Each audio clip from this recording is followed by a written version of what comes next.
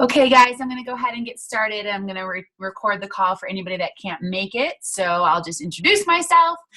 Chris Ashley, coach, founder of Team Balance Bound. And today is January 25th. And we're going to be talking about our key priorities and setting up some SMART goals for our business for this year, or perhaps a personal path that you might be going on, and anything that we can do in the business and as a team to help one another reach those goals. So first, a few housekeeping items. I want to make sure that you guys are all listening to the National Wake Up Call. So today's Monday. Amy Silverman was on. She's an awesome, free-spirited coach. Definitely follow her if you're not already. And if you haven't, make sure that you listen to the replay. I typically don't end up listening to National Wake Up Calls on Monday, only because I do catch the replay. And it usually takes 24 hours for them to get them up. So I'll be listening to that tomorrow. Just want to talk about, we are getting ready for February Team Cup. So hopefully we are planting the seeds for our month of February, and just thinking about our personal goals and what we want to push ourselves to reach. And part of that and being organized to hitting our goals is really planning out the month. So have you planned out the month of February yet? Do you know when you're doing your clean eating group? Do you know when you're doing your 21-day group? Do you have your strategy to hit your Success Club 5 by the 15th of the month? So that's a really big goal that I'm setting for myself, is to hit Success Club 5 by the 15th. So that way I can use the rest of the month to not stress about Success Club, but be thinking about areas in which that I can grow my business or build relationships with people, and I don't have to worry about that one goal for myself. So consider making that a goal for yourself, and how can you set yourself up for success to do that. So just reiterating some of the things that work for Team Phoenix and that I have implemented into my business for the last year, which is, and I know we've talked about it before, but it took me a while to catch on. So I'll continue to repeat myself, especially for systems that are working, right? So for me, doing the 5-day clean eating the last week of the month, it sets me up for success, and it sets me up to hit that Success Club 5 goal before the 15th. So I know some of us are doing clean eating groups, this week, and, it makes it really scary to try and get clean eating people that third weekish of the month, because you only have a few days to talk about them before the sale ends, and we don't know what's coming up next month. So for example, I'll be doing my clean eating group the week of February 1st. So ordinarily I would have done it this week. I am doing a college cleanse this week. So I'm working with them in that group, but next week I'm doing it at the 1st. So I've got all of those people in my clean eating group to be able to talk about for challenge packs. So just be thinking about what is your plan and know that in advance. So make sure you definitely know your February schedule. And I can share with you guys a few of my dates, because you guys can always hop in that. So we know that we're doing the 3-day refresh on February 8th, and keep in mind that challenge pack is on sale, which is huge for people at this time of year, and that's a great one to push if you're still in need of Success Club points. Like I said, I'm doing my mason jar meal plan February 1st. I found a lot of success just posting about it on Sunday last night, and I have pretty much everybody that's already ready to go into the group. So Sunday's a great time to post for that. I will be doing another college cleanse the week of February 22nd. And I will be following that with a clean eating February 29th. So that's a good example. February 29th is a good example of whatever the last Monday of the month is to host your 5-day clean eating group. Because that will also give me time to turn it over, to start conversations about taking next steps, as well for them to place their orders and get everything they need in time for my 21-day group. So typically 21-day group will start the 3rd week of the month, and the 4th week of the month will be your clean eating group. That way, when you finish your clean eating group, you've got 2 solid weeks to get people that are interested in taking the next steps. You've got 2 weeks for them to say yes, get their order, ask questions, and have everything for your 21-day group. So this month in February, I'll be doing my 21-day group February 15th, which is 2 weeks after my clean eating challenge. I just want to actually give some accolades. And so these are things that I'm just in the new year with our team calls wanting to make regular. So the first thing we'll do is sort of just like housekeeping news and things like that. And then the second thing I want to do is accolades for our team. And I actually want to give a really strong shout out to Josh Page, who just started coaching this month. He is rocking through training and he's starting his first 5-day clean eating group. And I actually love what he's doing in his clean eating group. A couple highlights that he's done and gone like on his own to do. It's been incredible. He, first of all, he opened the group, I think, or the event, 2 or 3 weeks before he was running the challenge, just because he knew he was planning ahead. I'm doing my challenge. I believe it's February 1st, or maybe even it's this. Yeah, I believe it's February 1st. He's doing his challenge, but he knew that 2 weeks ago, so he created an event. So he's had 2 weeks of people to be able to come into it. And also he's just been posting in the event a lot of information. And a few things that I want to highlight that I think are great is that, he started with a video. So he made it personal. He welcomed people in and he sort of talked about, he introduced himself and he's like, so this is explaining what the clean eating group is and this is what you can expect. And just having that personal video contact, that one-on-one is great to start to build the relationship. And then he also shared the guidelines, which I actually really liked. So we always have the guidelines in the group. So when people get into the group, that's the first thing they do is read the guidelines. But I love the idea of why not, people are asking questions and wondering what it's about anyway. Give them the guidelines in the event ahead of time. So if they read the guidelines and they say, yes, this is something I want to do, well, great. Then they have a good understanding, know what to expect, and you can most likely see them completing the challenge because they know what to expect in plenty of time. And then the third thing he did is he actually had a lot of leftover like to-go plastic containers or for leftovers and things like that. And so he just sort of had a big whatever storage bin of them. And he thought, hey, these could be great giveaways. So he set up a prize for those that complete their Google form by X date, then they would get that prize, or they could be eligible for a prize drawing if that's something that you guys wanted to do in the future. I think just encouraging them to get their Google form information in, because that's necessary, or if it could be like we talked about before, if it's their second challenge coming back for 5-day clean eats, I have them set up a free account. So if I've already got their Google form, I don't need that information again, really.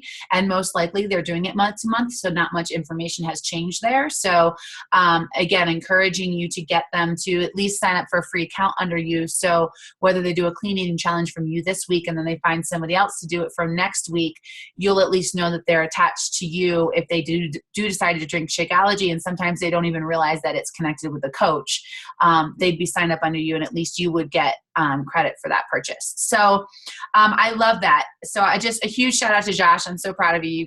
You're totally rocking, and we're all going to be able to learn a lot from you and from one another. So that's something that I'm going to consider for sure in the future, is just posting daily in the event and getting more engagement there, and even having a prize drawing up front. I love it. Something I'm doing for my college cleanse, which has been really helpful, and something you guys can certainly do in your 5-day clean eating, is when you're encouraging other people to share. So typically what we do is we offer a free Shakeology sample pack to anyone that invites a new to clean eating challenger friend. And then if they both complete the challenge, they can both get a Shakeology sample. I think that's personally great. I have actually found a lot of success. Most of the people that have continued to work with me are ones that have been a prize drawing winner. So keep that in mind. People love to win things, and they feel a connection, they feel a relationship, that they get excited about the journey and the success they've had so far. So just be thinking about what you might have. What I'm doing with the College Cleanse group is I'm actually offering them a hip hop abs workout. So, which is a great gift. It's a full, complete workout. For me, when I bought it on sale, though, it was only like $5. So what I'm doing is, for my College Cleanse students, is if they can invite 3 friends to join the challenge with them, and they all complete it. So all 3 complete it, plus the one who invited them, I'm giving the one who sent the invites a free workout. So I know what it costs to me. It basically costs the same as a Shakeology sample packet. So, I if they prefer a Shakeology sample packet, I would send that too. But, and it's also been a great way for me. I think it's day one of my Power Hour, and I've connected with 14 people already this week, 14 new people, just through referrals. So that's definitely something to consider for your 5-day group. I would say most of my work for the 5-day group happens Sunday when I post it. I have the event and I'm inviting everybody. I'm sending out personal messages, and then like Monday, Tuesday, Wednesday, that's when everybody's focused. And I open the group on Wednesday, start posting, and for the group to start Monday. But definitely, like, if you can organize yourself to think, okay, Sunday, Monday, Tuesday, leading up to a clean week, that's when I really need to focus my Power Hour on that clean eating group. Because most people I find that don't get there till Thursday, Friday, Saturday are usually the ones that don't end up finishing it because they need that extra preparation. Okay. I want you guys to be thinking about some SMART goals. And I know that we've probably all been hearing this over and over again. I feel like sometimes we can never hear it enough. It's the beginning of the year, so I'm going to be talking a lot about goals. I went through Chalene Johnson's Smart Success Academy. It was like $1,000 program. And so I promised that I would bring what I have learned from that program back to you guys. So for today's call, I'm just going to walk you guys through one of the first 2 lessons in it, which are your key priorities and setting some SMART goals. So I'm going to go ahead and screen share with you guys. Make sure you have a notebook and pen, and I want you guys to be answering these questions even if you have before. They change daily. I really want you to be thinking a lot about where you're at today, where you want to be in 90 days. Typically when I set goals, and this is, now coming from my mentor, Chalene, who's teaching me all this, is that, set like a 90-day goal, right? And I'm sure you have a goal for 2016, as I do myself, but let's talk about a 90-day goal, because I think that those goals and changes are something that, is attainable. For me, time-bound 90 days is about as far out as I can think. And I know that if I have a goal at 6 months or a year, I need to then, re-engineer that goal to my 90 days, because I feel like, okay, I can work 1 month at a time. And then I break it down. I can work 1 week at a time. I can work 1 day. And so we're going to just talk about a few things, break it down so that you guys can set those for yourself. So let me go ahead and do a screen share, and we'll walk through it.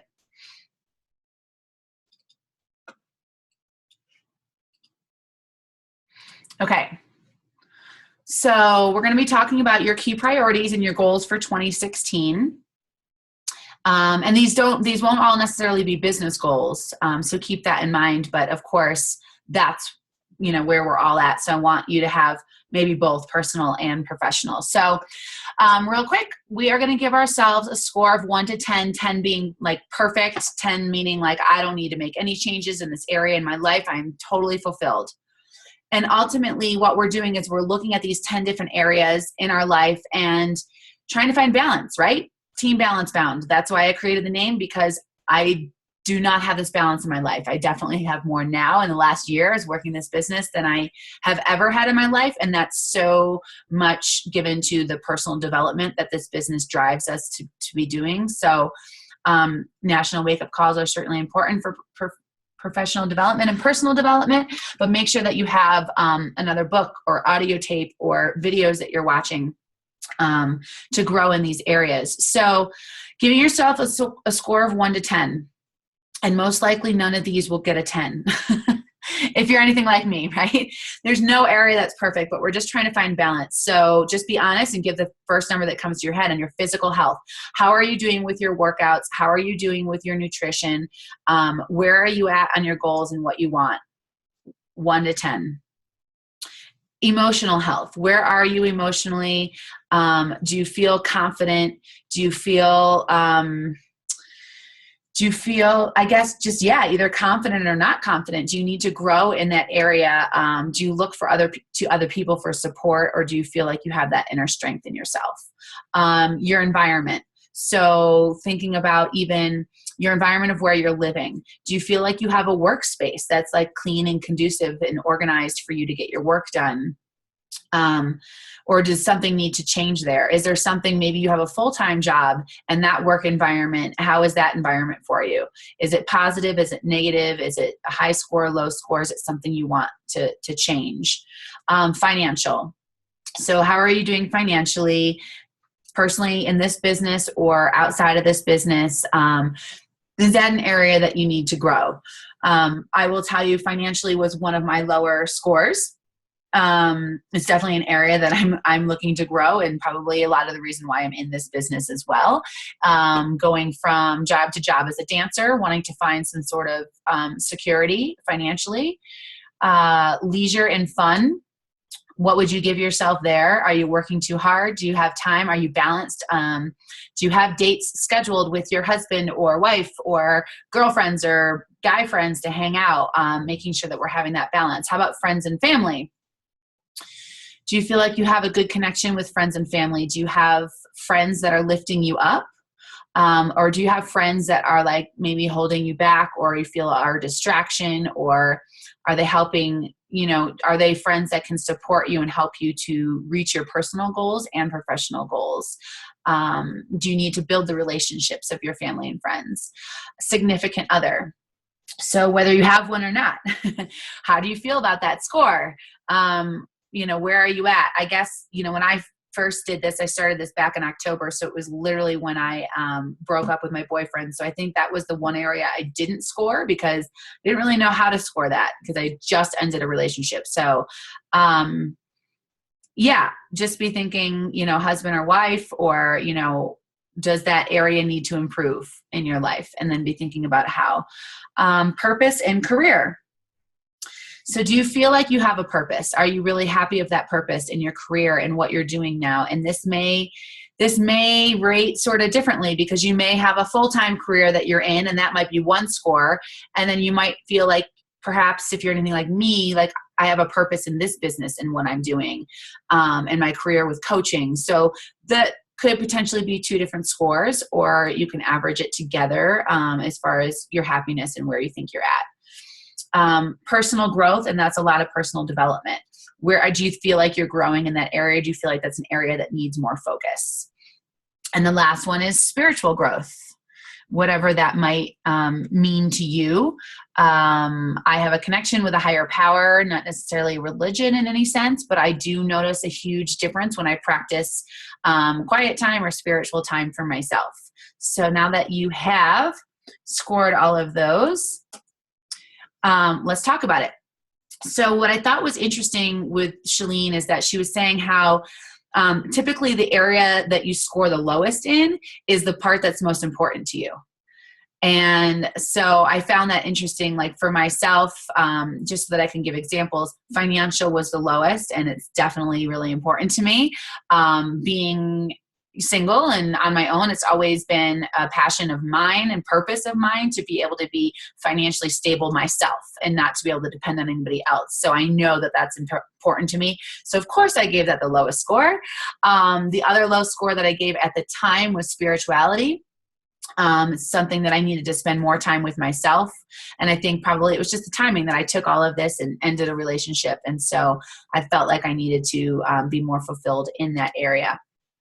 And then you'll probably notice that the areas that you scored the highest in are most likely something that is easy for you or comes naturally, or you don't really have to think about or worry about. I'm assuming that's the score that you probably gave the highest in that area. So I just found that to be really interesting. And so we're going to look into that a little deeper into some of your lower scores.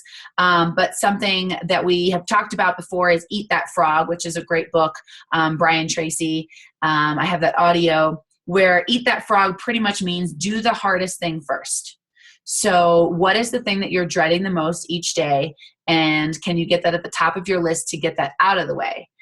Because typically the reason why you score the highest in the areas that are easy for you is because you just get those things done first. And it's great because we want to be able to check them off the list. But maybe, just maybe, doing those action items aren't getting us closer to our SMART goal. that we're going to be setting for ourselves. And so maybe we're sort of spread unevenly in different areas, and basically we want to just bring it to a balance. So I want you to circle the top 3 or 4 areas that scored the lowest. So just circle the top 3 or 4 areas that scored the lowest, and we're going to take some action. So I guess put a star next to the lower scoring area that you're like, yes, this area needs attention. I need to improve in this area. I want to put some focus on this area. And something that really helped me these last 90 days in accomplishing my goals that I set out was that I didn't try to accomplish it all at once. So I've got these 4 low scoring areas, but I'm not trying to fix all 4 areas in 90 days. Really try and focus on one area for the next 90 days. And then you can think and be prepared to have that other area ready to go for the next 90 days. But it really can feel overwhelming if you try to fix too much at once. So pick one area and highlight it now. And I want you to list 3 things for that one area that you can do better or more of to increase your score. So what are the 3 things that come to your mind right off the bat? In that one area, 3 things that you might be able to do. So I'll give you an example for mine. Let's see. For example, spiritual growth was one of mine, right? So I thought, okay, each morning I wake up, I can read a daily reader. That's spiritual for me. I can spend 20 minutes in meditation. I have a women's group that I can go to once a week. I can get together with a friend for coffee that shares similar values, principles, and spirituality that I do. Those are 3 things or 4 things that I could do. When it comes to financial was another low scoring area. So for me, it was I can create a budget.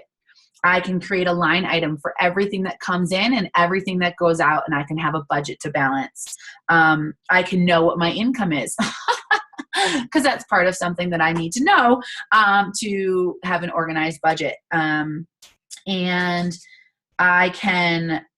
I said I could create savings goals. So I can create a system of measure for myself. If X comes in, then X will go to savings, or X will go for a trip that I have planned, or X will go to pay off my school loans. So being specific with that. And I said for financial, I could invite, because ultimately I know in this business, that's all it comes down to is a numbers game. So I can invite more people. So that's just some examples. And I want you guys to continue this after the call through the other 3 or 4 areas that scored lowest. So that's just going to be kind of your homework after this call. Talking about SMART goals. And I'm sure we all know this, but I just want to remind you guys, because it really does make a difference when you just throw a goal out there versus understanding what the SMART goal is. So is it a specific goal? I want to lose weight is not specific. I want to lose 15 pounds is specific. Is it measurable? Well, the 15 pounds just made it measurable if I weigh myself tonight and I weigh myself in 3 weeks.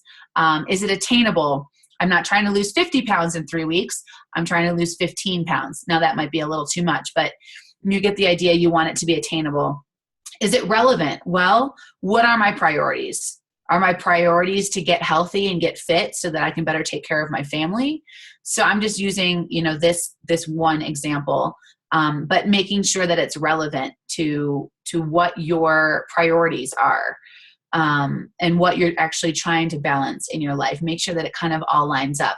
Is it time bound? So 3 weeks makes it time bound. I want to lose weight doesn't mean anything, right? I mean, everybody always says that. So I think it's also important for us as coaches to keep in mind not only SMART goals for ourselves, but SMART goals for our clients that are coming in and our customers, right? So if a challenger comes to you and says, yes, I can't wait to do the clean eating group, I'm looking to lose weight. Well, it's our job now to reach out to them and say, that's awesome that you want to lose weight. Like, I'd love to help you break that down and really understand more what that means. What does lose weight mean to you? Is it a specific number of pounds? What is the reasoning behind it? What is the why behind it? Because we know if they don't have that why, it's not a goal that they're going to reach, right? So if it's, to be a better example for my children, well, why is it important for you to be a better example for my children? And I think just continuing to ask them questions until we understand each challenger's specific, measurable, attainable, relevant, time-bound goal. All right, so here's some activity, and then I want you guys to answer these questions. When we are thinking about, just in general, if you're thinking about your business, or you're thinking about your personal life, or you're thinking now about maybe that one area that you highlighted as starred, okay? Whatever it is that comes to your mind, I want you to think, what activity do you dread the most? What like gets you anxious every day that you have to do, and you absolutely dread it every time? And I will be totally open and honest with you when I answer this question about the business. It's inviting and it's sharing with people. It's like still terrifying, and I don't know why, because I believe in it so much, right? So I will tell you, it does get easier over time, and when you are a true product of the product, it will come second nature to you, but it's still like, oh, I got to get that power hour and I got to get that inviting in, right? So now I do that first thing. I mean, that is like, I eat that frog, I get that power hour done. I meet my success partner and fellow coach online every morning at 8 a.m. and I get that done. Second question, what gives you guilt if you don't do it? And just keep in mind, it may be misplaced guilt or worry, but it's something that you feel guilty about. It's something that you're worrying about. When you do something, it gives you guilt. One of the examples I put was, if I don't get my workout in, or I don't necessarily like check in with the group, I feel guilty. So, which is great because it ends up helping me get my workout done. So it really depends, but what is it that gives you guilt when you don't do it? Third question, it makes me sad, feel sad, lonely, not honest, or shameful when I do what? What is there an activity that you're doing daily or weekly that makes you feel sad, lonely, dishonest, or just shameful?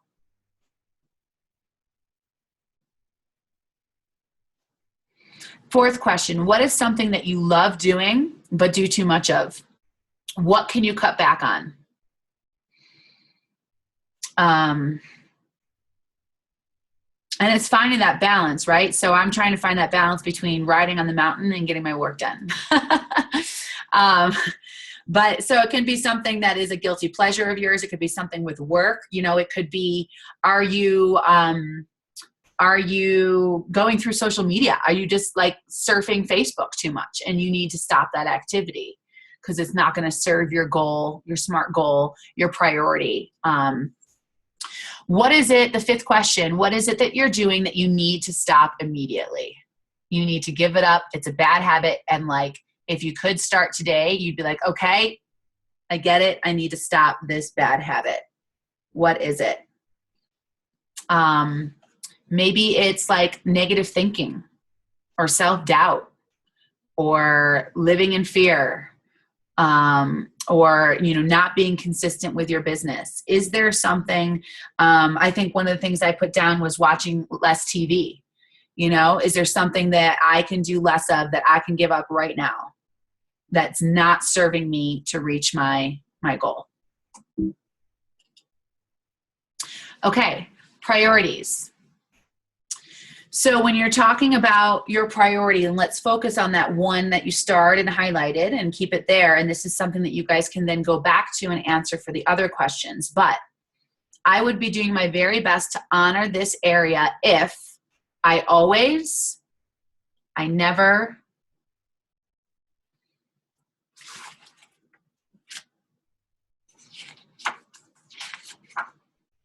so let's just say, for example, you have financial, right? And we're talking about the coaching business.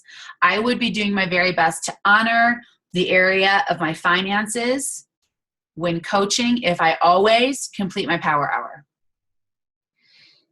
If I never, best to honor this area, if I never skip my power hour. I mean, it can be that simple, right? If I never work out or drink Shakeology. Oh, sorry. I would be doing my very best to honor. Now I'm telling you the wrong thing. If I never means something that, so if I always complete my power hour and I never, yeah, I guess I'd say if I never miss my power hour, if I never miss my workout, if I never miss my Shakeology, if I know that I'm, if I stay on track with the 3 vital behaviors, I will be doing my best to honor that area of my finances. If I did blank activity, blank times per week, month, or year. So let's just say we stick it on that power hour because we know it's a numbers game, right? So if I did my power hour 7 days a week, every week for the entire year, I mean, imagine how much your business and finances would grow. It is a numbers game, and that's what it comes down to. If I limit the following, right? If I limit the following, so for me, for example, if I limit the hours that I watch TV, I would be honoring my area of my finances. If I promise to create a budget and watch everything coming in and everything going out, if I promise to check my back office every day, if I promise to hit Success Club 5 every month, I will honor this area of my finances. And those are just examples, so whatever area you might be working on, okay? I will know I honored my key priority because I will know that I honored my key priority because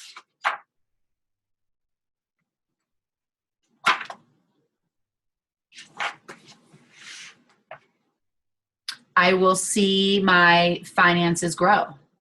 I will feel a relationship with more clients or customers that I'm helping to lose weight or live healthy. I will hear a lot of positive feedback from my challengers that are being successful and all the people that I'm helping. I will have financial freedom to maybe clear up another area in my life where I need to find balance. I will have financial security where I feel like I can live within my means or create a life by my design. I will know that I've honored my key priority. I will know that I'm